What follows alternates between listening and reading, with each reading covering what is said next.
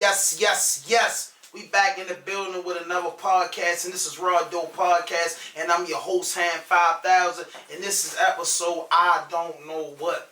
But man, we heading into season 6, coming up on our 7th year, man. I had to kick the door back in with one of, I'm gonna describe this guy as a hard-working guy. I mean, from the dance scene to the hip-hop scene, you know what I mean, to the cannabis scene. You know what I mean? He's a father, he's a hip-hop artist, he's a designer. You know what I'm saying? He wears many hats. And legendary, he's one of the first artists in Baltimore, if I'm not mistaken. Y'all correct me if I'm wrong in the comments. There's one of the first artists that I seen, because I was incarcerated, that had like 1 million views on YouTube. And shout out to Band Hunter Izzy. Him and Band Hunter Izzy did their thing and had that 1 million views. And then he had Endless Product. Definitely known him for collaborating with his partner, Major. BZ, Ball, you know what I'm saying, collabing all around the city, man. I got the boy in here, man, Blue Benjamin Sleepy in the building, aka Big Sleepy. You already know what it is, your boy Big Sleepy. I'm locked in with RAWDOPE Podcast. You already know what the fuck going on. Hey, listen, man, jokes up, man. Jokes up. We gotta get straight into the point, man. People thought something happened to you. Like, people thought something happened to you, man. Then we just caught the commercial. What was that like, though, bro? Like, what happened? I mean, so, I'm going to keep it 100, right? I ain't started, but I finished it. Mm-hmm. You feel me? So, like, I mean, people been saying I was missing. They act like I've been gone somewhere. I haven't went nowhere. So, like, that was the whole thing. I really did it for a video. And then, like, the flyers really went viral somehow. I don't know how the flyer went viral, but the motherfucker winded up all around the internet. Next thing you know, I wake up, Murder Inc. posted it. You feel me? Now listen. I sat back and I thought real hard about this. I said, am I going to stop this shit? Or am I going to let it keep going? Mm-hmm. And I felt like it was just more beneficial if I let it keep rocking out. You feel me? So that's just how it played out. Personally, like I said, yeah, it did fuck a lot of people up, though. You know what I mean? I'm just happy to know that the people really fuck with me and love me. There's people out here that really give a fuck about me. You feel me? A lot of people was exposed. Mm-hmm. You get what I'm saying? It was a great situation at hand. You get what I'm saying? Overall. Mm-hmm. You know what I mean? But like I say, yeah, hey. So listen, man. You know, because I know everybody wanted to just know that first. But we'll go back to that. So, like, on this podcast, we got some cardinal rules, and they easy, man. You know, anybody that live by the law of the land understand it. No fuck shit, no fake shit, no foolishness. Anything you say can and will be used against you on the internet. And with you being one of, you know what I'm saying, in the top Baltimore artists amongst the elite rappers that come out the city, I gotta just start back with, like, you know, before we get into the music and everything you got going on, you wear many hats. I just gotta get into. Let's start. I like for all of my guests to come on the platform and let me meet them. I want my audience, you know, the 4,000 plus subscribers I got. Make sure y'all hit that notification button, that subscribe button. Drop a like, leave a comment, purchase some merchandise, support the channel, man. The rawest and dopest interviews on the planet. But what I like to do is, I like for the artists or my guests to tell us a little bit about themselves. So, what schools you went to? Take me back to 8-year-old Sleepy all the way to 21-year-old. Starting with the schools and the neighborhood you grew up. A little bit about your upbringing. Before Sleepy, I was a little kid called Oodles, right? Mm-hmm. They called me Oodles. I had a best friend named Noodles. We used to run around real crazy and shit.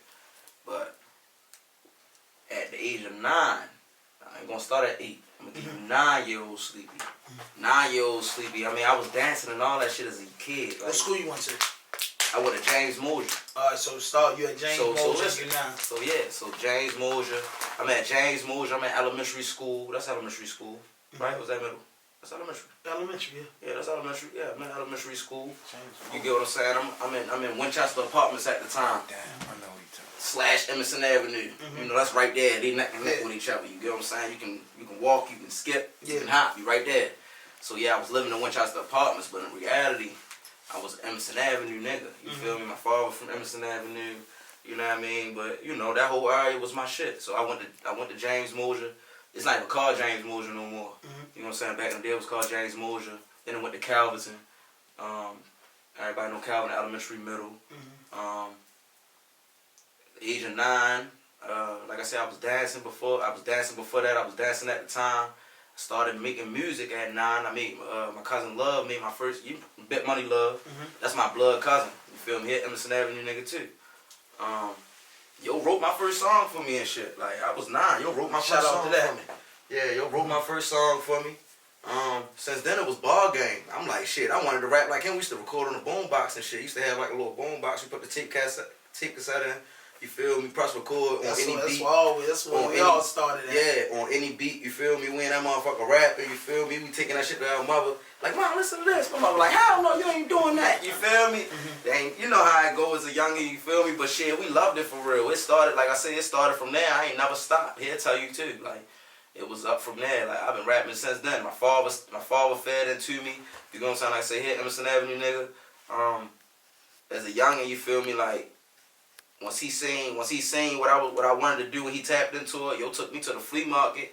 Yo bought me a motherfucking he took me to the Fantastical Flea Market. He bought me a whole studio situation. You know what I'm saying? Mic, computer, not Pro Tools, GarageBand at the time. That's what we was using. You feel me? And I was just locked in. All my niggas around me, we making music. You feel me? And it's just like, that's just what it was. What middle school you went to? Damn, what middle school I went to? I went to a couple middle schools, but I went to Franklin Square. I went to Franklin Square. That's like Baltimore and Gilmore area. You get what I'm saying? So I moved around there too. Like a lot of Baltimore and Gilmore. That's my family. You feel me? Big love around there. I love all my people around there. So I went to Franklin Square. At the middle school, I went to Maryville. I went over East Baltimore.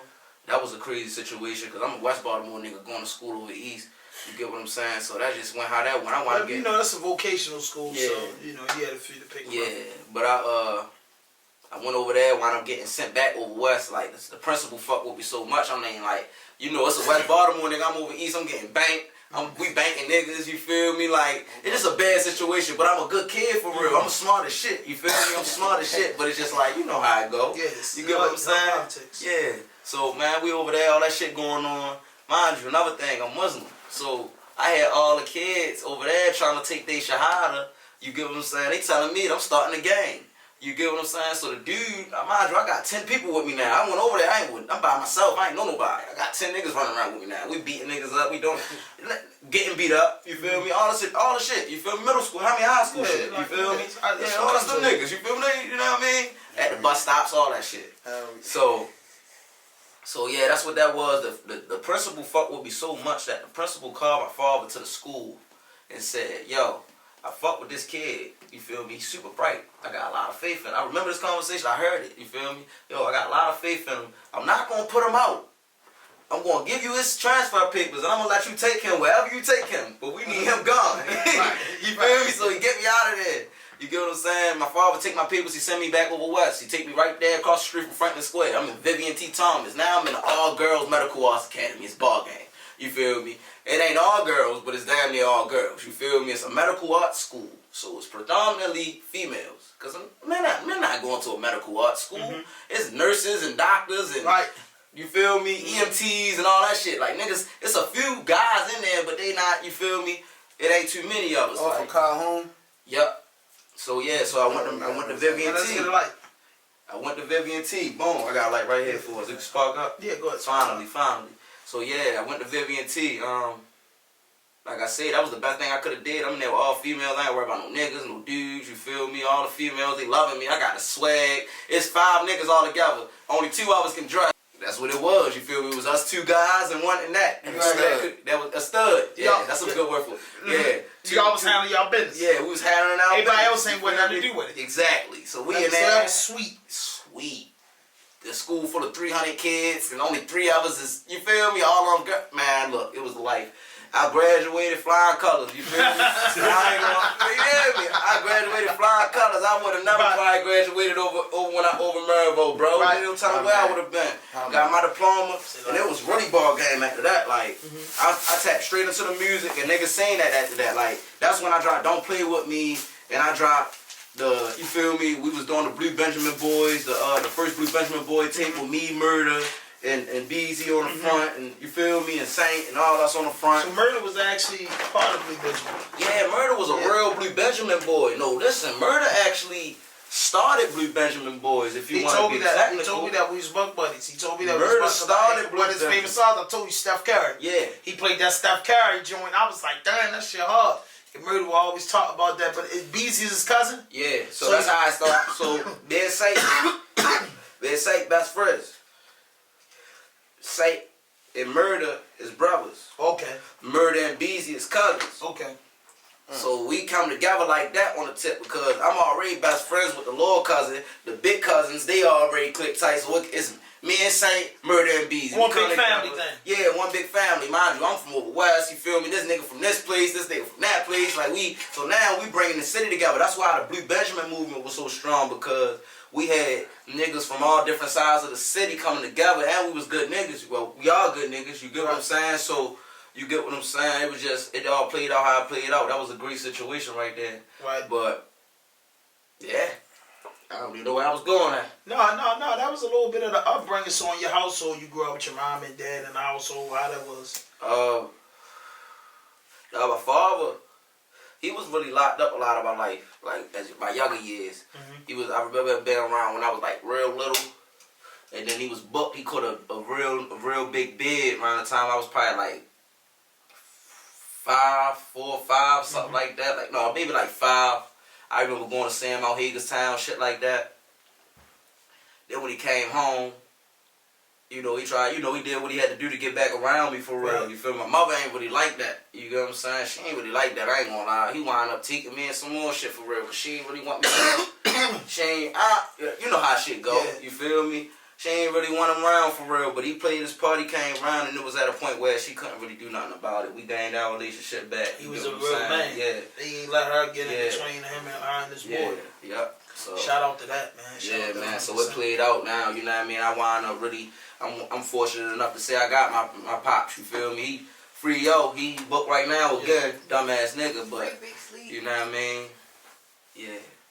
Yeah, man, that's awesome. I'm a dad, boy too, man. I grew up with my father around. He wasn't the best dad, but I know a lot of dudes I be seeing around town.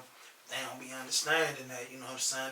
And I tell them so I didn't search for an OG or a role model too much in the streets because, you know what I'm saying, my father and uncles, and they wasn't successful drug dealers and all this stuff. They was smart enough to show you that you ain't got to go out here and lick out no shots. And that mean no dick riding. You ain't got to be a yes man because they let me know certain things. You ain't got to go outside like you all green because we going to tell you this before you go outside. You know what I'm saying? Sure. So I think that was worth more than the dudes that was getting bikes and getting tennis shoes and shit. You know what I'm saying? My days where they was doing good, they had they up times where they could do right. You know what I'm saying? Sure. And then when that drug shit hit hard, you know what I'm saying? It took the best of the hard-working men, down, you know what I mean? So, I like to hear when I get dudes and interview dudes, they speak of their pops because that's something that you don't hear a lot in the ghetto. I wouldn't be the man I am today if my father ain't come around and put his work in. You get what I'm saying? I learned a lot from that man.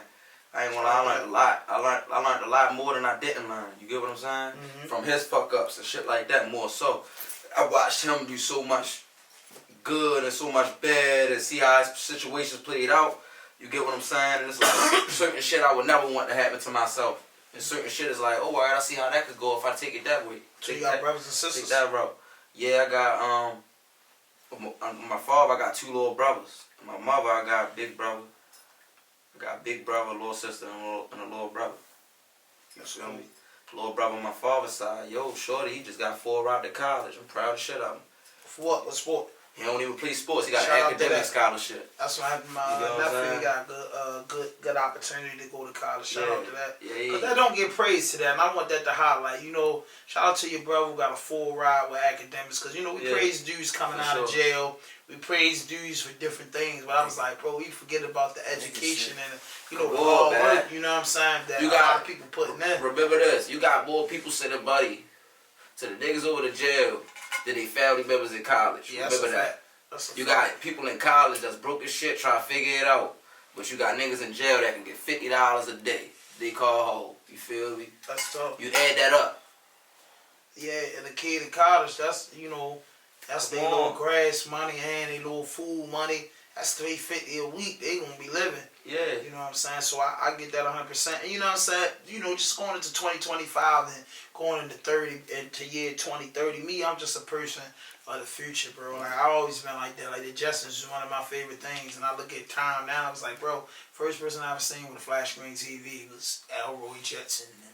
You get what I'm saying? If you ever familiar with the Jetson, the smart board, the little skateboard they walking around, stuff where their joints was flying, the robots being made. I seen this on the Jetsons in the 80s.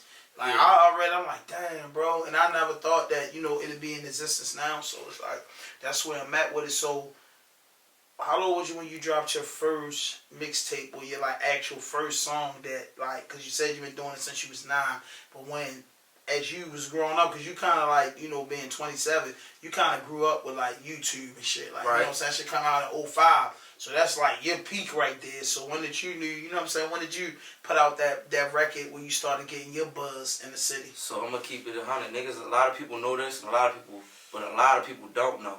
So Davo, rest in peace, Davo. We was the first 2 people in the city that was really making music. Like this is before school and all that. Like we was beefing. Like we had some shit called Brotherhood.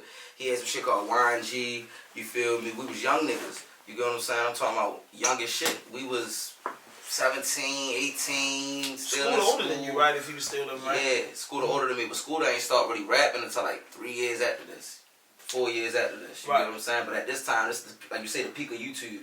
Yeah. So you know what I mean? This when we in the dots, we in the paradox, young as shit. You feel me? I'm in that era. I'm part of that era. You feel we young as shit. The kitty disc, not kitty disc. Now I'm calling them kitty discos. That's crazy, but. They was just regular parties to us back then. We in that motherfucker partying hard. Yeah. But we young as shit. You feel me? But, you know what I mean? You know how I used to go. You know, you lead a party. Everybody got their groups. You feel me? This group of people doing this. This group of people doing that. You got them beefing, fake beefing, whatever the situation was, we kids. You get what I'm saying? So we had a little rap little thing going on. And we was rivals.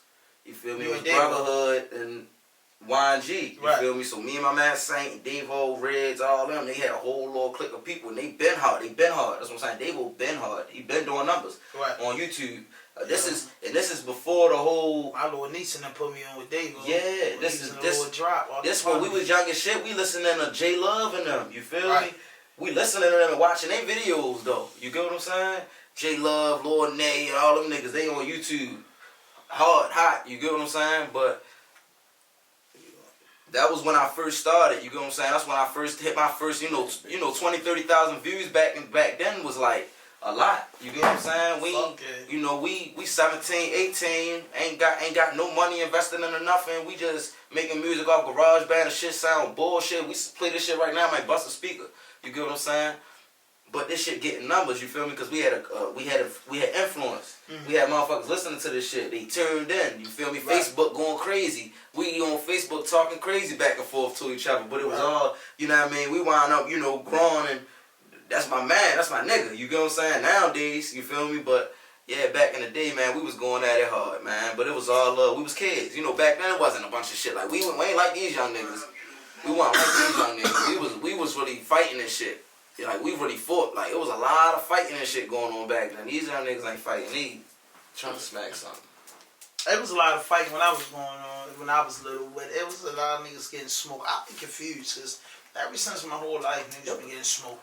You know what I'm saying? It's different now. But it was like this? No, nigga would get smoked for a reason.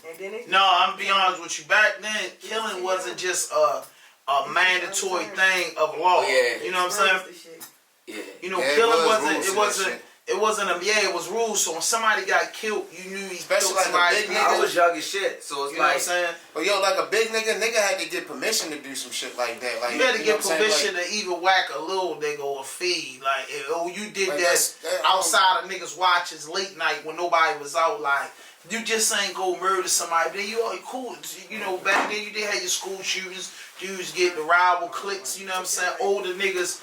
Beef trickled down to younger guys, and it was carrying on. But you know what I'm saying? We was the lost generation. I remember if you ever in your house Google that, it's on YouTube, the lost generation. So I came about that when they started charging teenagers as adults. Cause I got charged as an adult at 17, so they were charging niggas because dudes was catching certain crime. But you just didn't now. Dude gets so mad that they just want to kill a person. back then you really ain't get that mad. You be like, yo, we gonna fuck him up. Listen, it ain't no You know what I'm levels. saying? It's no levels in between no more. It Right. used to be like, you know, that nigga deserved to get his ass whipped. Exactly. That nigga deserved to get like the super ass whipping. Right. You feel me? Yeah. Nah, we ain't gonna fuck with yo. Or Right. yo gotta go. You Right, feel me? exactly. It's no levels in between. It was like, yo did what? Yeah. Oh yeah, get yo. So I gotta ask you, you know, just coming from down that area, you know, being as though I grew up in the Park Heights area, Liberty Heights and Garrison area. So the way I describe Baltimore is different. So once you get past like the junction, I look at like Longwood and all that shit till you get to Pennsylvania Avenue, it's the same little area because y'all go to schools, it's like Park Heights, you're gonna end up down by Park Sergeant, end up by the plaza, same day with y'all area. So, you know, as you coming up in the music, making a name for yourself, how did the death of Scooter impact you as an artist and just mentally? Because, you know, when Up Next, I have to say this for you, answer this, when Up Next was nice, his name was just what it was. Everybody knew he was Up Next. Yeah. So I mean, he had the right title So for his name. he was definitely like, at the time, bro, like around the time, at the time when bro passed, you feel me? Like you say, he had the streets. Like, he had the streets. He had my hood, his hood, the hoods around the corner. He had, bro. I remember walking in. This when I knew it was real. And this is like before I kind of even knew exactly. Like, he was older than me a little. He was kind of older than me. You feel me at the time. So this is before I knew exactly who he was. I knew a lot about, you know, the neighborhood and niggas around there. I had niggas around there and all that, but I didn't know nobody was around there rapping yet. Right. You feel me? So when he come out, I remember being in New York Fried Chicken on Baltimore Street, and the lady, yo, she was just like, yo, she was not playing. Like, she like, yeah, y'all ain't listen to that new Scooter? Man, y'all don't even know. Like, he, like, really, like, pushing him, like, he up next, you feel me? Like, wasn't playing no game. Like, what he had me like, yo, who the fuck is she talking about? Next thing you know, the next 2 weeks, bro, this nigga was getting played everywhere. You feel me? Like, that's how I knew. But this way before his death. You feel me? This kind of like at the beginning of his shit. You feel me? So it's like, bro, like, yo, definitely had influence. You feel me? He was the motivation. You feel me? He did a lot of shit that niggas wasn't doing or couldn't do at the time. You know what I'm saying? Now, our city, we became a place where we, you know what I mean, a lot of our people, we resourceful and we get out of here and we network and we do all the shit so we could bring a lot of shit back home. You feel me? But at the time, he was one of the only niggas that was doing that. You know what I mean? Niggas wasn't sitting down with Puffy, sitting down with these niggas, sitting down with, you know what I mean? Like, so, yeah, man, that shit definitely fucked the whole city up, fucked me up, you know what I mean? Mentally, it just showed me, like, showed me how real it is, too, though, out here. You get what I'm saying? Because for you to have as much love as he had and that to happen, it's like, goddamn, I mean, anybody can, you know what I mean? That was the beginning of saying anybody can go. You feel me? Yeah. Like, yeah. And then at the time when Scooter was out, you know, it was G-Rock, it was Lotto, it was like a whole different, you know what I'm saying? Moose, I can honestly say, if I could, I might say Moose, you know, he survived every era of this shit because Moose was out then too. Yeah, he was out. You know what I'm saying? They was like, you know, G-Rock, Moose. Them niggas was going neck and neck. It was like a West and East Baltimore thing. Yeah, exactly. From a young nigga looking at them, it was like a East to West thing. Like, shit. And that's another thing. It's like, shit, I'm from over West. You feel me? Like, shit, Scooter. You feel me? Then it's like, all the niggas over East, no matter where they from, is like, Moose. You feel me? I'm going for wait for you. Be a Bel Air Road. Like, long as if it's a conversation about Scooter or Moose, if you from over East, you go for Moose. You feel me? If you over West, you rock it with, like, and that nigga had everybody. That era was going on with the Scooter and the G-Rock shit, and then, you know, out the projects of East Baltimore, here come another artist that came up, you know what I'm saying, that had a real big buzz. It was Ball. And he was more, you know what I'm saying, he was more outside of that. He was more closer with y'all, like him and Beezy, Murder. Because, see, I learned about a lot of this through Murder because Murder was my bunk buddy. Yeah. So Murder used to be like, shit, yo, you know what I'm saying, this old shit would be. Murder used to show me a lot of shit. You get what I'm saying? That's what gave me the knowledge on y'all and your whole little crew. And that's why I told you I heard the joint, Steph Curry. You get what I'm saying? A lot of dude, that joint was hard. So, you know what I'm saying? What that relationship like? See, Ball been out, though. No, I know. That's why I say Ball was out with the G-Rock, the School of Herb, the moves early on. But so you schooling me for real? Cause to me, like I didn't consider School a part of Ball and G-Rock. I think I consider them like a whole like that's two that different under eras. 2015. Like that under 2015 because when you thought about CDs and you know because I just came home from jail around 2011 and 12, and these are the artists that I heard of. I could not believe that dudes were listening to Baltimore music on the level that niggas was listening to. Of course, we fucked it with the Caddies, the Dons, you know, feel like Caddies, the Dons, the Caddies, the Dons, the Boss Mans, the Lows, the Hootie Shaloms, you know what I'm saying? Yeah. The J Loves, you know what I'm saying? They, you know, they already had their you know what I'm saying? So you back then you had to really be into hip hop to just give somebody that wasn't mainstream a chance, especially from your city. So when I came out, I'm like, damn, like niggas was bumping this shit. Like if J Rock or J Love song was on like a mixtape that was like DJ Jabril and Manny, you'll listen to them. You're like a lot. They hard as shit on mixtapes and shit. But when niggas was like going up into the plaza getting the whole CDs, and they were the artists that people was telling me about. It was Davo. It was G Rock. It was Ball came out. It was Scooter. Who else was out then, Kenny? It was Scooter, that was all on the flyers. Stacks came out. Underrated Chris. Yeah. You know what I mean? That's that barrel of music when I first came home that niggas was listening to. You get what I'm saying? And then through that storm, the Tex came out. The Skoda was birthed in a process. But Tech been out too. Tech been out since 11, 12. Young Nigga Chronicles. Yes, I remember I was watching Tech videos back when I was a young nigga, and he was done up New York. Had a little run up New York or something. Yeah, he had like a couple videos he shot up New York, but I'm like, shit. That was when he was like kind of getting out. That was Getaway video he did. You know what I mean? Yeah, he was in the projects up New York. Exactly. He was in the projects up New York. Tell that Tech got well over 10 years. He was in that era. But he wasn't buzzing like those names. You know, it's Baltimore, so we can't think about nowhere else. So I'm naming the A-list celebrities in the city at the time. When you see an artist coming in, you know these artists was opening up. Yeah. You get what I'm saying? So, you know what I mean? Your relationship with that, you know what I mean? You was through that era, you know, that cutthroat money era, you know, through all that junk. You know what I mean? And the question to ask was, you know what I mean, what like how did you meet Ball, and you know how did that come about? And you've been doing music a long time. So, and he had a fire buzz. So when I came around, like I said, I came from over west, right? Sank was over west with us. Well, you know, he was living over west. So when we did the whole Blue Benjamin Boys shit, Ball was booked. Mm-hmm. I ain't really know nothing about, bro. Okay. You feel me? So we was going crazy, bro. Like he came home in the midst of us going wild. You feel me?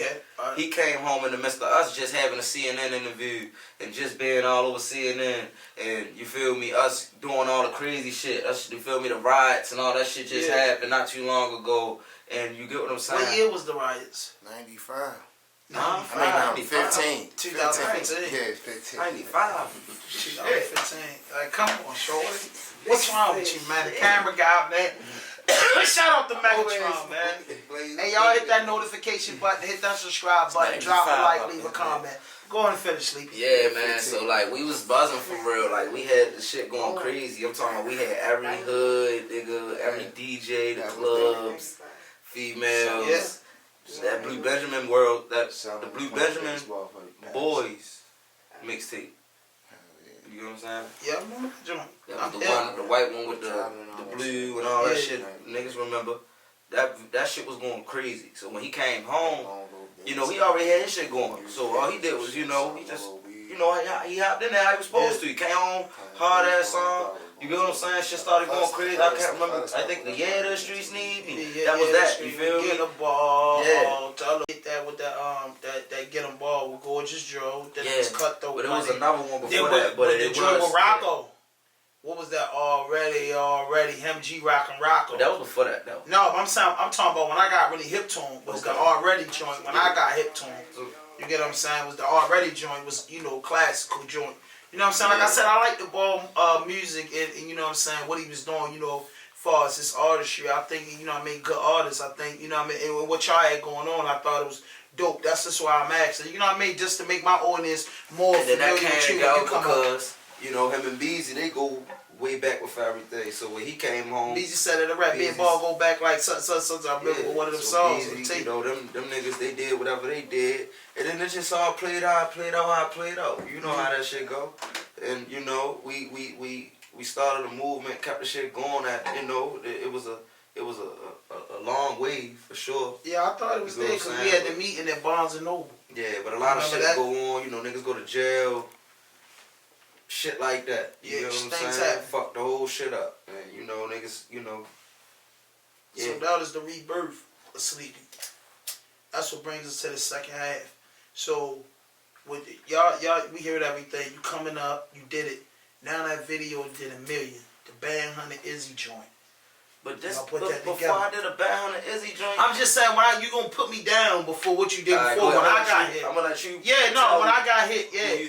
No, when I got hit, again, this is me and Murder. Because I was locked up, 15, 16, 18. So me and Murder was bunk buddies, and he was putting me down with this shit. And then he was like, yo, you don't know to do Band Hunter Izzy? Boom, boom, you be up your way. And I was like, I didn't even know who Izzy was. You know what I'm saying? The guys was telling me what's going on, and I seen that video with y'all. But you already had a few joints that he already showed me. So I already knew you was moving, but he was like, yo, this one of them joints. He got cho hot. You get what I'm saying? Yeah, that's the thing. I already had millions of views. Okay. On the Run did millions of views by itself. Not to mention Young Certified Stamped OG. Then right now, all that shit, you feel me? I think they made it 700,000. Right. Shit like that at the time, you feel me? But yeah, you got great numbers, Sleepy. I ain't gonna play with no games. Yeah, for sure, one of them ones. You got great numbers. But when they came and got me for that BBB, that's cause I was on that move. I had it. You feel me? Like, niggas knew once you put Sleepy on that bitch, I'm gonna turn that bitch up and the whole city gonna go crazy. Right. Cause I'm a West Baltimore nigga, move around West Baltimore nigga, got mad love, ain't got no flaw. Then I come over East Baltimore, I'm with you feel me, a bunch of good East Baltimore brothers that's moving around, doing their thing. Right. You get what I'm saying? So it's all playing out, you feel me? Everybody love me, I'm a young nigga, you feel me? I got the ball. Right. I'm younger than all them niggas, you feel me? I got the ball. So it's just, that's what it was. You get what I'm saying? It all played out how it played out for real. And then, like I say, when they came and got me for that, you know, Izzy, my brother, like, we go back to middle school. I went to Dickie Hill with him. That's another thing. I moved around, man. My mother was transferring the shit out of me, bro. Right. You feel me? But that's another school I went to. That's how I met Izzy. He was always like a grade higher than me, but Jug, you know what I'm saying? He went there too. Rest in peace to Jug. He went there too. That's my nigga.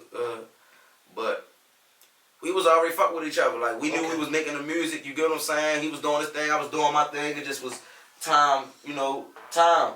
And it came. It came how it came. Classic. You know what I'm saying? So once it happened, we dropped that bitch, we shot the video. We did that shit over West, brought down the projects, did all that shit how it went, and bro, that shit went crazy. The city loved it. It was perfect, especially for the time. You get what I'm saying? It was perfect.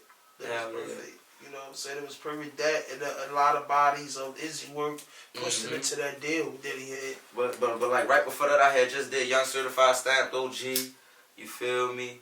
How many projects you got? Solo projects in total? Solo projects. I'm about to be on my 4th. How many? No, 5th. You know. See, I did shit before. You know, they took not SoundCloud down. Spinrilla. You know, the Spinrilla wave. Before we was on the DSPs, we was dropping all the music on Spinrilla, so we was dropping tapes and shit like that. So, but I ain't gonna really say. You know, I ain't gonna count them because that's before I already had the. The business part. Yeah, the business part. So once I started getting the business together, like officially, you know, I got three projects. About to be on my 4th one. And this Sleep When I Die is gonna be one of them ones. I put a lot of hard work and dedication into this motherfucker, for sure. So, you know, hope the people love this motherfucker. So, how did the whole Jokes Up thing happen? So, you know, we connoisseurs, right? You're a connoisseur like I'm a connoisseur, right? So, you know, back in the days when I was smoking and I was copping weed from niggas, right? No, I'm gonna tell you how I really started. So once we took a trip. You know, you familiar with Jack Boy Ike? Yeah. Yep. So Ike that nigga for real. Like niggas don't really know too much about bro. Yeah. He one of them ones for real, bro. And he a nigga. When he move around, he do what he's supposed to do, right? So he was living in Atlanta at the time. So we take a trip to Atlanta. You feel me? I think it was for like my 18th birthday, some shit like that maybe. My 18th birthday, 19th birthday, one of them. Take a trip down Atlanta. When we take a trip down Atlanta, we get with Ike. You know what I'm saying? We down there moving around. We networking, politicking, doing all the shit. We get with Ike. He takes us to the studio with Bangladesh. You know, that's the nigga that made a Millie, Lil Wayne, and Baby Up Scotty by Nicki Minaj. Like, he one of the biggest producers. So we locked in, boom. We get in there. He called a weed man through. When he called a weed man through, he called. Can't remember who the fuck he called, but man, nigga come through. Some good ass purple shit. I never seen purple weed like this in my life yet. You know what I'm saying? Because ain't nobody in Baltimore got it. So he bring me some weed. This is the first time I had candy. Quote unquote candy. You know what I'm saying? Purple crystally shit. I'm like, what the fuck is this? Smoke it. I'm like, man, that's the best shit I ever smoked in my life. You feel me? Nigga, I smoked that shit the whole weekend while I'm there. When I come back home, I can't find nothing like it, right? So we sitting around, Beezy too, Beezy love that shit. So we looking around for it, we can't find it. You know, we trying to find great weed. You get what I'm saying? Because we know this shit that we smoke, this haze and shit ain't gonna kick it no more. We been smoking haze all this time. This shit, man, this shit ain't nothing like that shit we just had down there. So, you get what I'm saying? We moving around, we wind up, you know, we start going to DC, we start finding out, you know, like about like bubbas and shit. So this before, you know, niggas just started getting like Hawks and all that shit. We was smoking Hawks and shit back then, that was out candy. So we was using, you know, we was smoking bubble cushions and all that shit. We like, oh, this that, you know what I mean? It's the only thing that got the color to it and the difference. It's different than the shit we get. You feel me? If we smoking, we used to smoke it. So we smoking, we doing that, boom. Then we hear about runts. This runt shit pop out, you feel me? Mind you, before that, we was getting the gelatos, and we started getting the good ass gelatos, and we started getting familiar with all that type of shit. So now this shit called runts pop out, we on it crazy. We reselling the shit out of it though. You get what I'm saying? We grabbing it from up DC, coming back to Baltimore, doubling up on everything. You feel me? Damn near. If not, you know what I'm saying? I ain't gonna lie, they was taxing us too, but we ain't give a fuck 'cause we was the only niggas with it. Right. That was the whole point. Can't nobody else get it. So bring that shit back. Now we just reselling it, making it look good, but we got a bunch of other different shit. You feel me? So we just selling. You know, we doing out. You know, we got good weed. You get what I'm saying? Right. I wound up catching a charge.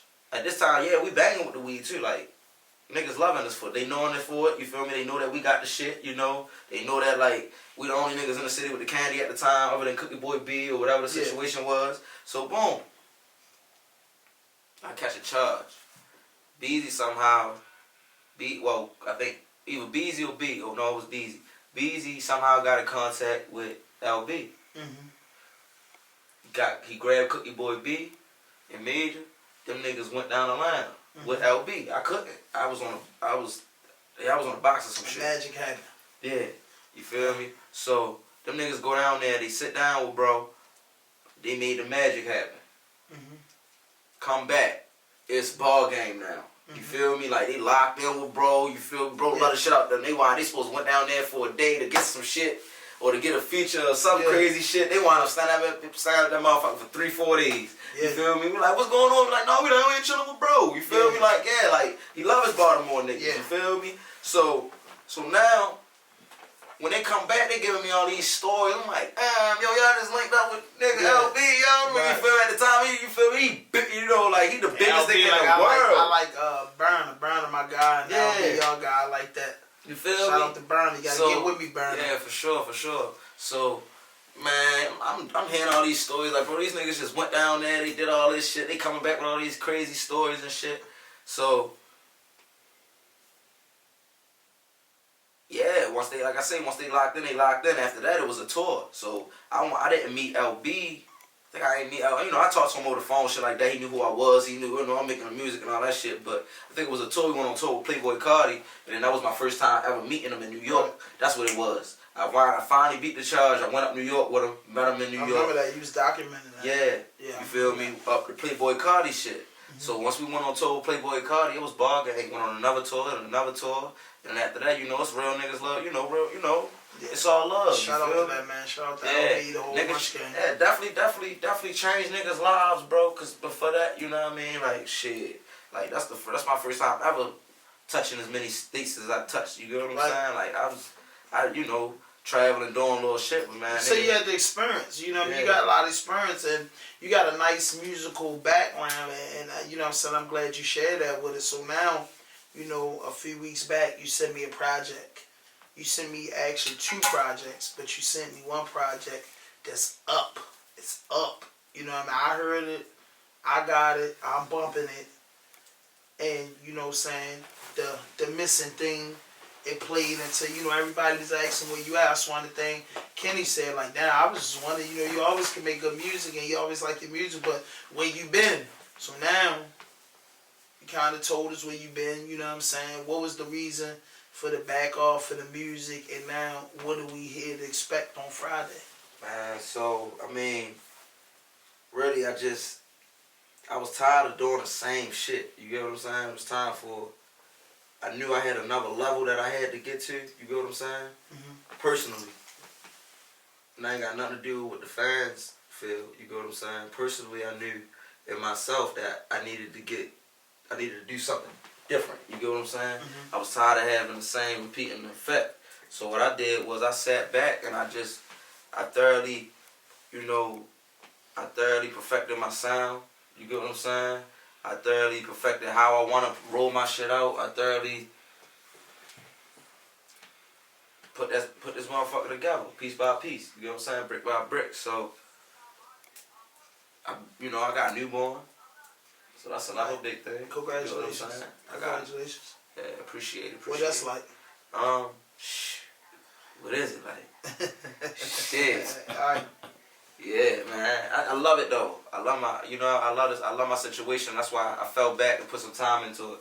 You know what I'm saying? I put a lot of time into it. I'm saying more now that I'm about to actually drop how much time I already put into it. Because I'm like, damn, yo, I really wasn't, you feel me? Like, I was working, of course. I still was working behind the scenes and shit like that, of getting the projects together and everything like that. But I really put a lot of time into, getting my mind, my mental together for, bringing a new child here. You get what I'm saying?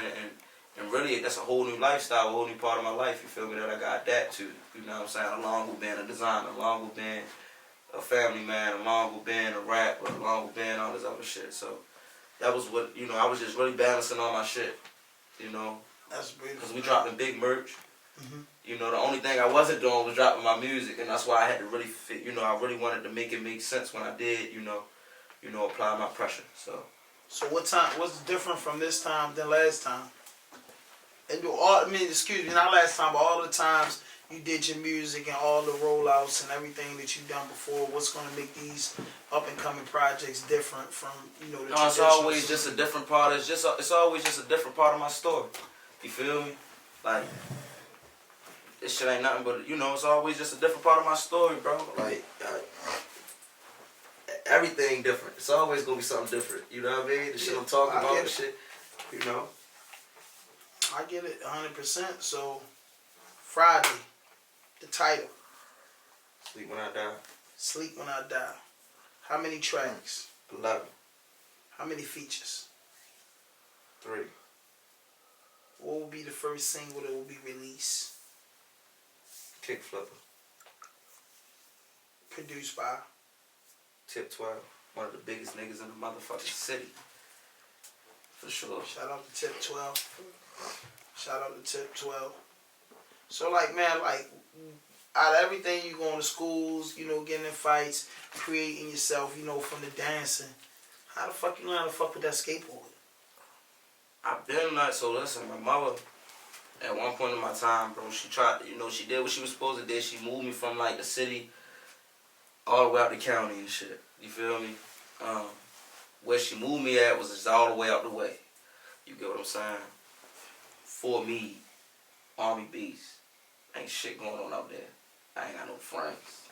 I ain't got nothing going on. I ain't got nothing going for me. You feel me? I don't know nobody out that motherfucker. Everybody, I ain't got nothing going bro. for me. Everybody I go to school with that I'm cool. You know, we taking buses home. So when we leave school, they go their direction. I'm the only person that go where I gotta go. You get what I'm saying?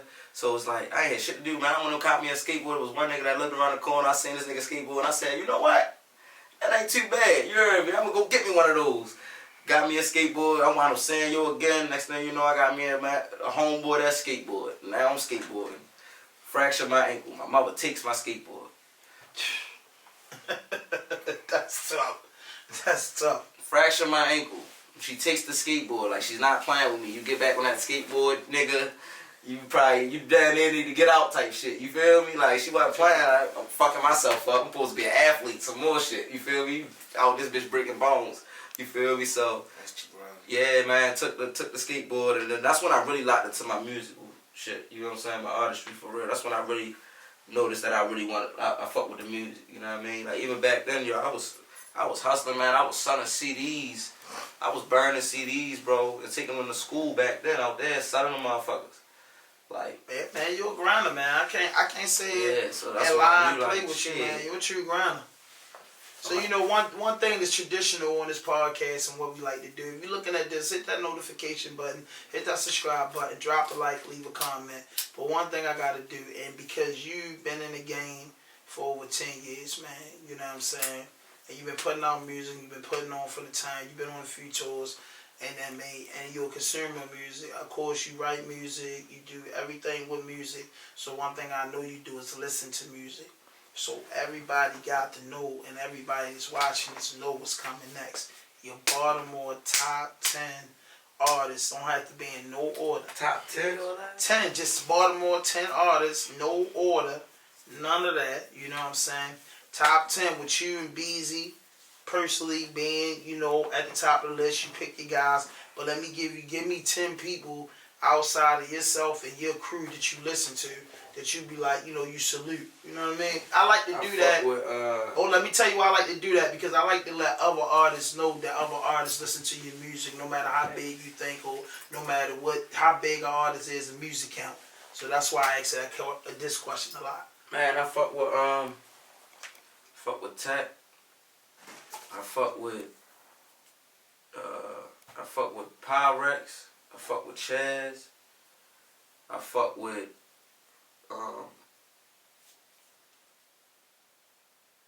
what up? You said ain't no order? It definitely ain't no order. I'm just saying these motherfuckers. How the fuck I forget my little brother's name? I give it all back. Just give my dub back. Man, I ain't helping you, man. I ain't helping. I ain't cheating. You had your sister to help. No, I want you to help me. No. Because I can't tell him why, Kenny. It's a famous joint. Tell him why, Kenny. You hit him with the shit. Fucking sucker. He friends with every fucking rapper. No, I just wanted to. I know my little brother name. You don't want to offend nobody. I know my little brother name. I just wanted to see if he was gonna help me. But Puda, that's another little youngin'. You get what I'm saying? Lee. Mm-hmm. Huh? Tay. Mm-hmm. That's 6. Yeah, I could go down. I could go down the line, bro. I listen to a lot of Baltimore niggas. That's cool. I fuck with it. Damn. I could go on my phone, man. I got playlists, nigga. I mean, alright. I'm really playing now. That's the first time. That's the first time somebody did that. Always said Chaz? Nope, you said one OTR. You ain't say which one. You said Chaz. Yep. I fuck with both Chaz. I got both of them right here. 7. I got 448 Reek. 8. There you go. What else I got? This motherfucker. What am I, 8? Yeah.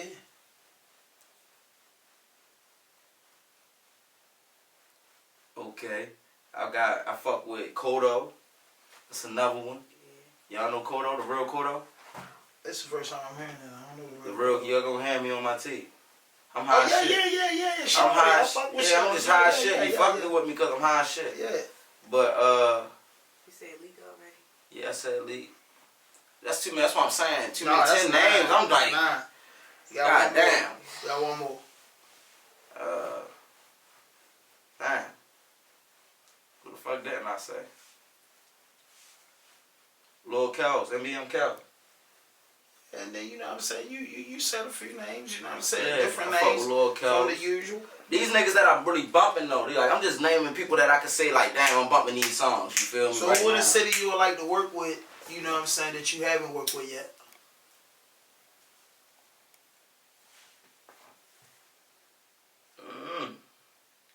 I'm fucking with niggas. Like, ain't no specifics. Like, I ain't really, you know. I got shit. I got a lot of music with niggas. So it's like, What about females? oh, definitely want to work more with the females. Be top for 5 sure. Baltimore females. Damn. Because that's Yeah. the new question on this new season. You got it. We going females. Can't forget about Alright. the ladies. Top 5 females. Top You did 5 10 females. guys. Now let's get females. CZ. CZ. RAWDOPE alumni. Fucking,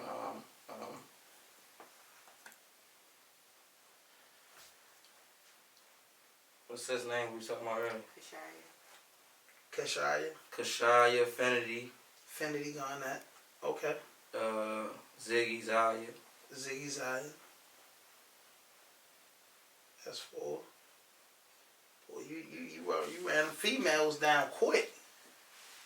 Said you asked me for 5, not 10. Okay. And who else? I said Deetronada. Deetronada, 5. Yeah, Deetronada. Fuck with Deetronada. You know, she a legend. Like, people got to give her flowers. You know, she definitely one of them ones that, you know, she been doing this shit for a little minute, man. She. Yeah. But Since you got a lot of songs with a lot of people and chop it up, what's some of the collaborations in the city you would like to see? Like other artists working with other artists, who you think would be hard on some songs? I don't really know, yo. I don't know. I would like to see you, like some of the features I would like to see. I would like to put OTR Chaz on the hook. And I would like to see you and NASC Chaz do a joint. I like to see you, Beezy. I like to see you do the hook for a Beezy and a Money Jake track. Because they big boys. I like to see you do a hook for 3 females. Like with females having the 3 songs. And I like to see you do something. Well, that's Tony Austin doing it. She do like the singing joint. my She homegirl, real Yana. nice. Yeah, Yana real nice with the singing. I like to see, you know what I'm saying? Because I be having features in my mind in case I get my calendar on, drop a RAWDOPE compilation. So it'll be some shit that I want to hear. Some shit I be wanting to hear. Some collaborations I think about you. I want to hear them bars. Like I like to hear you and NSC Chaz. You know what I mean? On like 20 bars and that hook with OTR Chaz on that That's some hook shit joint. though, yo. Like, I just did some crazy shit like man. It's some unthinkable. That's what I'm saying, man. Yeah. It's a lot of collaborations going on in the city. That's why I we know. ask me the I can't questions. That's why we ask me the questions. Like I don't know because it's like, bro, it's a lot of unthinkable collaborations going on in the city right now. Niggas is rubbing elbows. You feel me? I like in them that. rooms We need together. that. You know, niggas is making that shit together. Niggas is coming together and really understanding what the plan and what the mission is. You get what I'm saying? Yeah, that's a a lot fact. of people out here still fucked up and brainwashed. You feel me? But for the most part, you know what I mean? Niggas that know what's up is working and doing what they supposed to do. You get what I'm saying? So, do you feel like Baltimore's a part of the DMV? I mean, So I'm asking you. Let me ask you. Baltimore is in the Baltimore is in Maryland, but we not in the DMV. I don't understand. It's like You know, Baltimore, Maryland, but you saying Baltimore is in the DMV, but Baltimore not the DMV? how can I explain it? I'm trying to explain it. Do you I think see that what it hurt is. artists when they think that way? Is Yeah. that hurting artists because they don't hold that flag of the DMV up? Yeah. They don't hold our flag up. No, They I'm hate saying us. Baltimore saying Baltimore. No, they ain't supposed Saying, to. I love my DC guys. I love it's all love, but it's like we Baltimore. Yeah, but don't you think that's like kind of like hurting the economy if you say, yo, because of a bar, like you dropping a project, if you have a I'ma press say it run like in this. DC, the whole DMV, We that's more big. Maryland I'm than gonna say it DC. like this: if you in the DMV, we are not part of it. But when you go anywhere else in the world, they be like, yeah, y'all from the DMV, you from Maryland, you feel me? From Baltimore, it's like, yeah. Well, it's like when you anywhere in the vicinity, it's not the same. You know, don't say I'm going to the DMV, but you in Baltimore, niggas gonna look at you crazy. They might even look at you crazy in the DMV. I mean, that's cool, man. But listen, man, Sleepy, I appreciate you for pulling up tonight. Hey, Sleep When I Die drops this Black Friday, 12 o'clock, 12:01, and I will be doing a live review on Friday or Thursday night. We can tap in on YouTube, lock in, go live, listen to the music, man. And listen, man, no fuck shit, no fake shit, no foolish. Hold up. Tell them where they can find you on social media and everything, bro. You can find me Big Sleepy Blue _ Sleepy everywhere. I don't give a fuck where you look. Hey, listen, no fuck shit, no fake shit, no foolishness. Anything you say can and will be used against you on the internet. All times. RAWDOPE Podcast.